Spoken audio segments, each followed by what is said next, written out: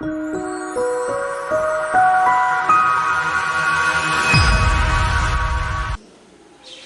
students, welcome back. In the previous class we have started a new chapter and we have discussed about dimensional analysis, how to find the dimensional equations or the formulas. In today's class we will study about the uses of dimensional equation and how to solve this type of questions. Before going to the uses of dimensional analysis or dimensional equations, we'll cover a small topic, that is classification of quantities.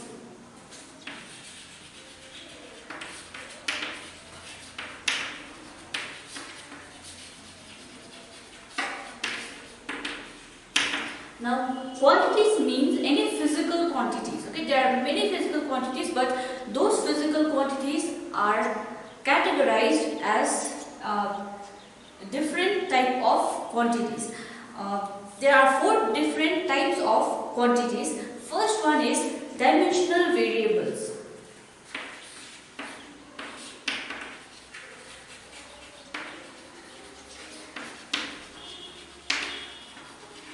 Now, from the name itself, you need to recognize what type of quantity we are talking about. Dimensional variables. Dimensional means quantities which have got dimension, and variable means which changes. Okay, it's not a fixed quantity. So you can write down the definition of dimensional variables as quantities with dimension and liable to variation. Okay, please write down that just after this word. Now, dimensional variable means quantities which have dimension, which have got dimensional formulas and which changes depending upon the different type of situation. Example of dimensional variables will be force, velocity, etc. Okay, now just remember force. Force has got unit, force has got its dimensional equation, force has got dimension, and force can be different. Okay, it can be changed according to the situation. Okay, so this force or velocity also. The velocity has got dimension, it changes according to the length and time. So velocity also comes under the category of dimension having which are liable to changes or liable to change. These are dimensional variables. Velocity also is depends upon the different type of situation. Another example will be work done. Work done also, it depends upon the situation, depends upon the force. It can change and it also has got dimension. Now the second type of quantity will be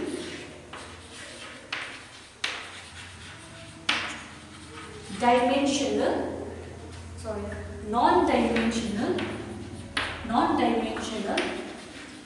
variables. Now, non-dimensional variables, you can write down quantities with no dimension but liable to variations. Okay, quantity with no dimension but liable to variation. Those quantities doesn't have unit, doesn't have dimension, but it can change according to the situation. Example is angle.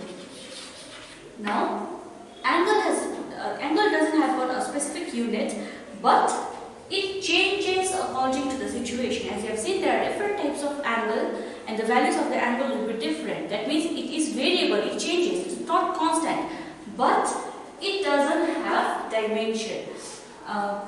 For that, just I'll write down the formula of angle. How do we find an angle?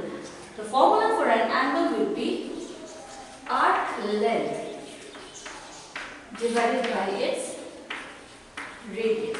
Suppose we have a circle. Okay, we have a circle. We want an angle covering this much of area. So we want an angle covering this much of area. So this will be the radius. This portion is the arc length. So arc length divided by the radius gives you the angle. Okay, remember this is very much useful. So angle, the formula for finding an angle is arc length by radius. Now arc length is measured in terms of L. For length we write L.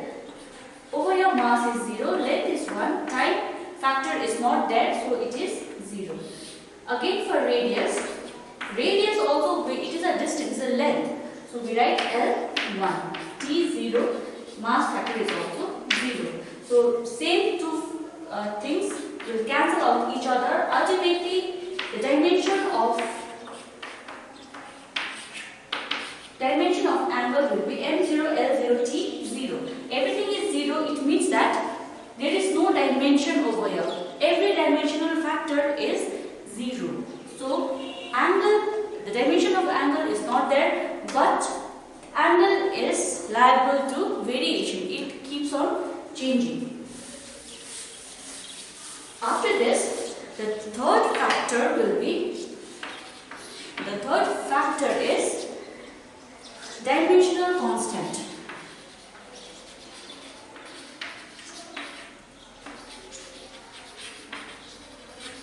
The third type of dimensional third type of quantities will be dimensional constant. It has got dimension, but it is a constant. It doesn't change, but those things have dimension.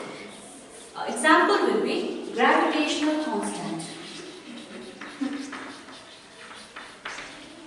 Gravitational constant. Now gravitational constant has got dimension and its unit. Dimension is M3, M1, L3, T minus 2. So this is the dimensional formula of gravitational constant. It has got unit also, but dimensional constant is a constant. It has got a fixed number. It doesn't change anywhere or under any condition. Now the fourth one. Fourth one will be non-dimensional constant. Now non-dimensional constant means quantities having no dimensions and it doesn't change. Okay, it is a fixed value, it doesn't change. Having no dimension and does not change according to the situation. It is a fixed number. Now non-dimensional constant will be numbers. Okay, those are pure numbers or fractions. Anything having number is a non-dimensional constant. Just example, half, 1, 2, 3. All these things are non-dimensional constant. Doesn't have dimension, doesn't change. It is fixed numbers. So any quantities, any physical quantities can be categorized as these four quantities.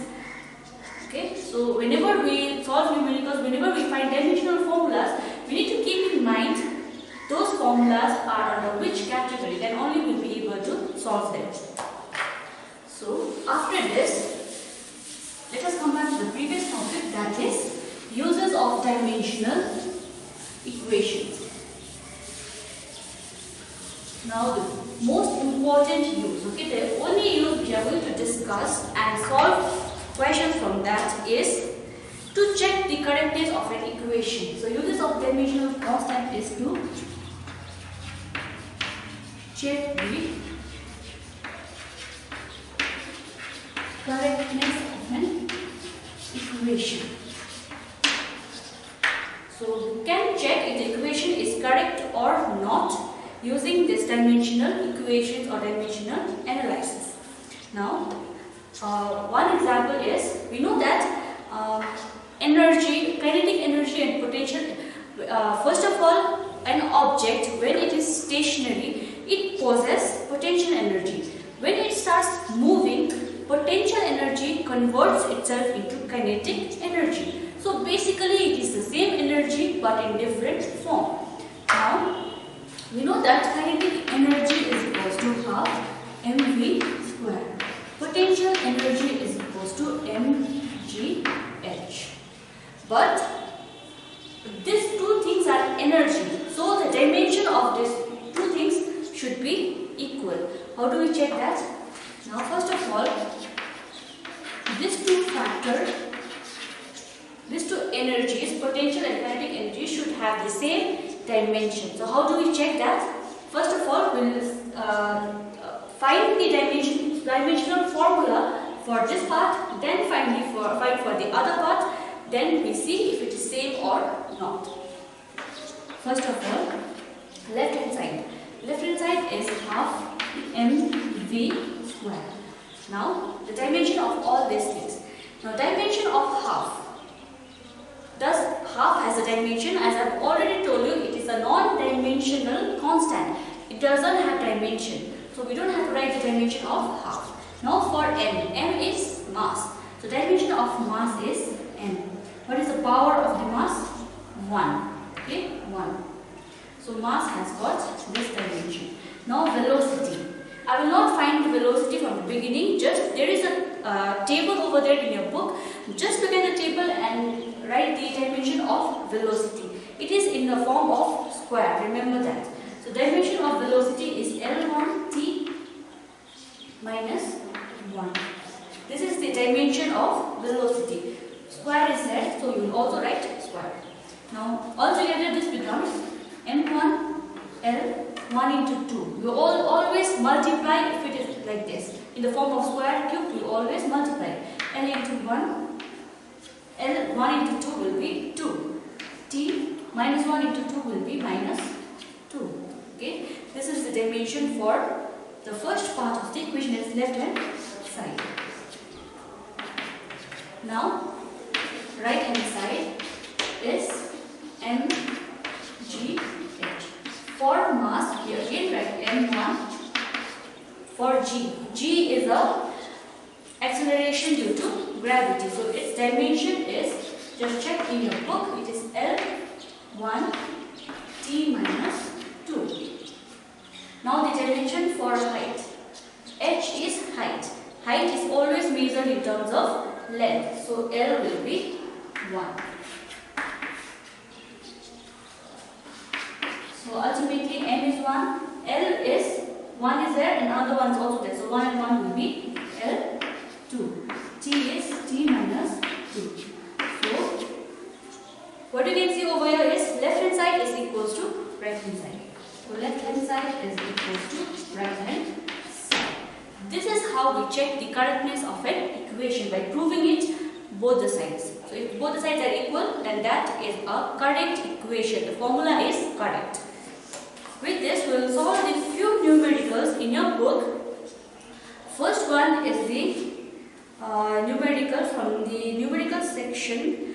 The page number from your book and mine will not match, but the questions which I am going to read out is similar to which is there in your book.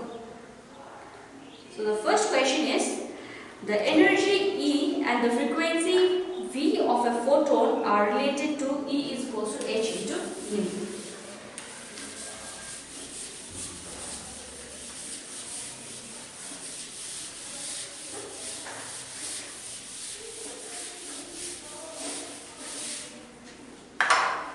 Question is, question number 1, energy, the formula for energy is H into V. This formula is given. Write out the dimension and unit of the Planck's constant H. E is energy, V is frequency. Okay, this is not V actually, this is new, but that we'll study later on. For now, you can just read it as V. H is Planck's constant. So over here, what you have to find is, you have to find the dimensional formula of H as well as the unit of H. So first of all, from this equation where H is E divided by V. Okay, now for the dimension. The dimension of energy, kinetic energy, dimension of potential energy is the same. The dimension of energy is M L2 T minus 2. The dimension of frequency is M0 L0 T minus 1. I am writing it directly, please to check in your book. Now ultimately M0 M1, whenever this goes up, you can add or subtract with the power. So imagine the power is 1 over here, 1 minus 0 is 1. So M1. L is 0 over here, T over here. So 2 over here, 2 minus 0 is again 2. Now T. T is minus 2, minus 1. So it becomes minus 2. When this 1 goes up, it will be plus 1. So ultimately it is minus 1. So T is minus 1. So this is the dimensional formula of H, that is Planck's constant. Now you have to write the unit. Unit of H will be, unit of energy is joule, unit of frequency is hertz or second inverse. Okay, unit of energy is second inverse or hertz. It can be written anyone. This will be joule into second. When second goes up, it will be +1, so you can write second only. So joule into second will be the unit of Planck's constant. This is the first numerical. Now we'll do another numerical, that is question number 14. In that question, what you have to do is, using the method of dimensions, check the correctness of the following equation. So using the same method, you have to check the correctness of the following given equations.